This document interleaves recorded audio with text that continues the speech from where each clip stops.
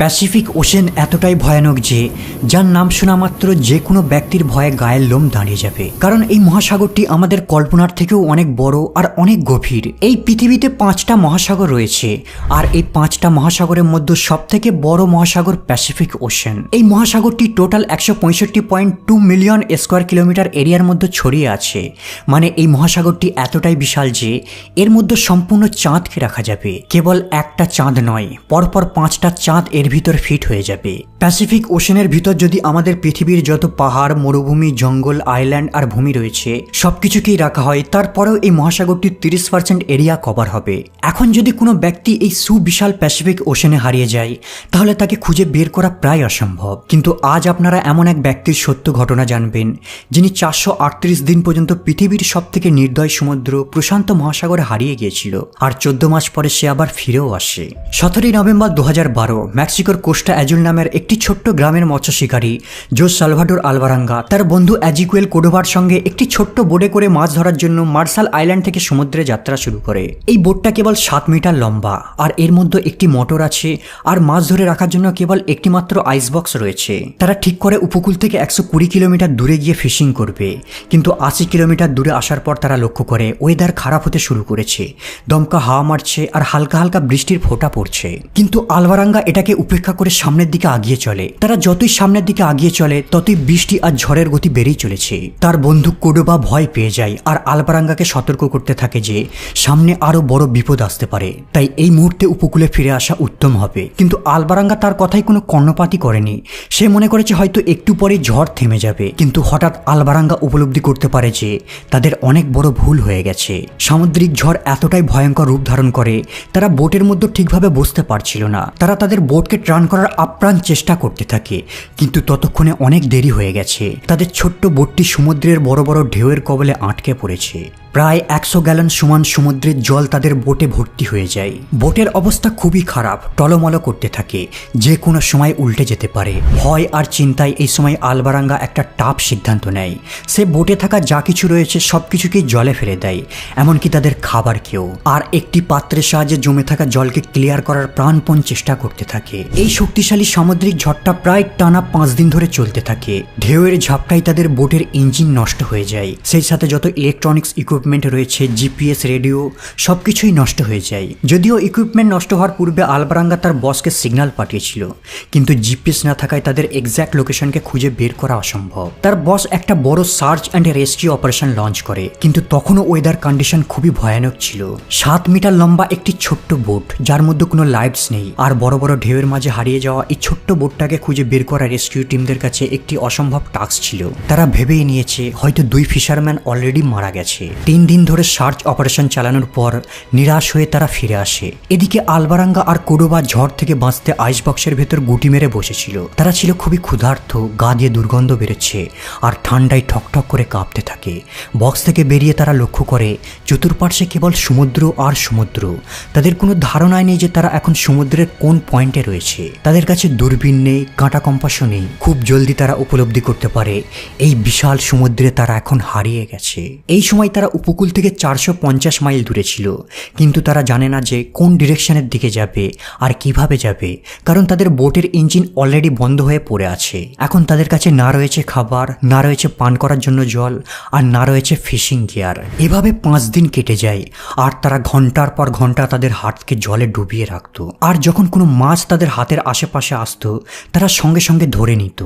এরপর ওই মাছগুলিকে কিছু সময় রোদে শুকিয়ে রাখতো, আর তারপর তাদের কাঁচাই খেয়ে নিত।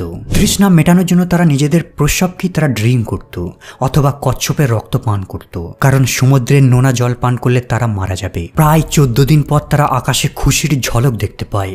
হঠাৎ আকাশ থেকে মুষলধারে বৃষ্টি হতে থাকে, আর এই বৃষ্টির জলকে তারা আইস বক্সে জমা করে নিত। সময়ের সাথে সাথে তারা প্লাস্টিকের কন্টেনার আর বোতল পেতে থাকে, এগুলো যেন তাদের কাছে গুপ্তধনের সন্ধান।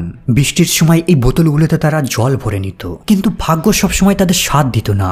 কখনো কখনো সারাদিন চেষ্টা করার পর পরেও তারা মাছ কচ্ছপ ধরতে পারতো না, তাই খিদে মেটানোর জন্য তারা তাদের নিজেদের নখকেই কামড়াতো।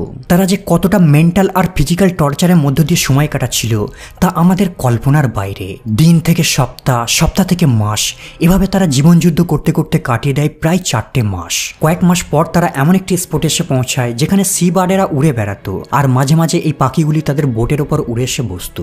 এখন তারা এই পাখিগুলিকে ধরে খাওয়া শুরু করেছে। এই সি বার্ডগুলি ছিল খুবই ইউজফুল, কারণ যখন পান করার জন্য বৃষ্টির জল থাকতো না, এদের ব্লাডগুলি তখন তৃষ্ণা মেটানোর জন্য কাজ করত। কয়েকদিন ধরে তারা কাঁচা পাখির মাংস খাওয়ার পর কোডোবা অসুস্থ হয়ে পড়ে, কারণ একটি পাখির পেটে ছিল বিষাক্ত সামুদ্রিক সাপের অবশিষ্ট। কোডোবার শরীর আর কাঁচা মাংসকে সহ্য করতে পারছিল না। সে খাওয়া দাওয়া পুরোপুরিভাবে বন্ধ করে দেয়, কারণ তার এখন চিকিৎসার প্রয়োজন। দিন যত অতিবাহিত হতে থাকে তার দেহ ততই দুর্বল হতে থাকে, আর একদিন সকালে কোডোবা শেষ নিঃশ্বাস ত্যাগ করে।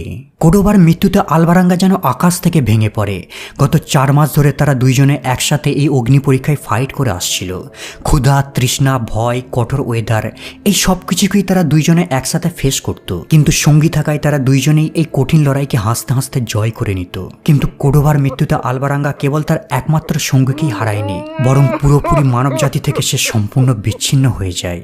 আর এখন থেকে আলবারাঙ্গা ফেস করতে চলেছে মানব জাতির সব থেকে মারাত্মক শত্রু, সম্পূর্ণ বিচ্ছিন্নতা। আলবারাঙ্গার মধ্যে এই বিশাল সমুদ্রে একা সময় কাটানোর ভয় এতটাই তীব্র ছিল যে সে প্রথমে মেনে নিতে পারছিল না। সে প্রতিদিন কোডোবার ডেড বডির সঙ্গে কথা বলতো, তার সঙ্গে হাসতো আর তাকে জড়িয়ে ধরে কাঁদতো। কিন্তু ধীরে ধীরে কোডোবার ডেড বডি পচা শুরু করে। 1 সপ্তাহ পর আলবারাঙ্গা বুঝতে পারে সে পাগল হয়ে যাচ্ছে। 8ম দিনে তার বন্ধুকে জলে ফেলে দেয়। এখন আলবারাঙ্গা সমুদ্রে একা। জীবন যুদ্ধে লড়াই করে বেঁচে থাকতে তাকে সাহস যোগাবার মতো আর তার পাশে কেউ নেই। সে প্রতিটা মুহূর্ত জীবিত থাকার জন্য স্ট্রাগল করে চলেছে। রাতে শোবার সময় সে ভয় পেতে থাকে, হয়তো এটাই তার জীবনের শেষ রাত হতে চলেছে। এভাবে প্রায় 6 মাস কেটে যায়, আর আলবারাঙ্গা প্রশান্ত মহাসাগরের মাঝখানে চলে আসে। কিন্তু সে জানে না এখন তার বোটটা কোথায় রয়েছে আর কোন অভিমুখে যাচ্ছে। ম্যাপে যদি দেখা হয় তাহলে একটি আনুমানিকভাবে বলা যায় যে আলবারাঙ্গা এই সময় প্যাসিফিক ওশেনের ঠিক এই পয়েন্টে ছিল, আর সমুদ্রের এই পয়েন্টটাকে সব থেকে নির্জন বলে মনে করা হয়। এই জায়গাটি দিয়ে কার্গো শিপ খুব কমই পাস হয়। একদিন হঠাৎ সে দূরের দিকে একটি কার্গো শিপকে পাস হতে দেখে। প্রায় 6 মাস পর সে প্রথমবারের মতো জাহাজকে দেখতে পায়, আর এই জাহাজটিকে দেখা মাত্রই তার বেঁচে থাকার ইচ্ছা আবারও জেগে ওঠে। কিন্তু এই জাহাজটা ছিল অনেক দূরে, এতটাই দূরে যে এত বিশাল জাহাজটিকে একটি ছোট্ট পিঁপড়ের মতো দেখতে লাগছিল। অথচ তার নিজের বোটটা এতটাই ছোট যে যদি জাহাজের ক্রুরা তার দিকে তাকায় তাহলে নীল সমুদ্র ছাড়া আর কিছু দেখতে পাবে না।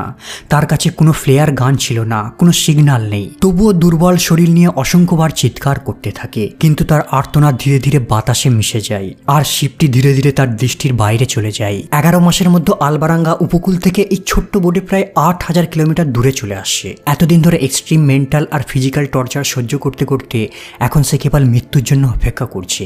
একদিন সকালে যখন সে ঘুমাচ্ছিল, হঠাৎ এক ঝাঁক পাখির ডাকে তার ঘুম ভেঙে যায়। সে দেখে তার মাথার উপর অনেকগুলি পাখি উড়ে বেড়াচ্ছে, কিন্তু এগুলি কোনো সি বার্ড নয়, কারণ সি বার্ড তার কাছে কমন প্রাণী যাদের সে এতদিন মেরে খেয়ে আসছে। যখন সে জলের দিকে তাকায় সে দেখে জলে নারকেল ভাসছে, আর এই সাইনগুলি দেখে সে বুঝে যায় আশেপাশে নিশ্চয়ই কোনো দ্বীপ রয়েছে। যখন সে তার বোটে দাঁড়িয়ে দূরের দিকে তাকায় সে দূরের দিকে একটি দ্বীপ দেখতে পায়, আর এই দ্বীপটা দেখা মাত্রই যেন মৃত ব্যক্তির মধ্যে আত্মা ফিরে আসে। কিন্তু তার মধ্যে ভয় ছিল যে এই দ্বীপটাও আবার না মিস হয়ে যায়। এই কারণে সে বোট থেকে নেমে সুইম করে আইল্যান্ডের অভিমুখে চলে যায়। 30 জানুয়ারি 2014, প্রায় 14 মাস জলে থাকার পর আলবারাঙ্গা প্রথমবারের মতো শুষ্ক বালিতে পা রাখে। সে হামাগুড়ি দিয়ে দ্বীপে চলতে থাকে।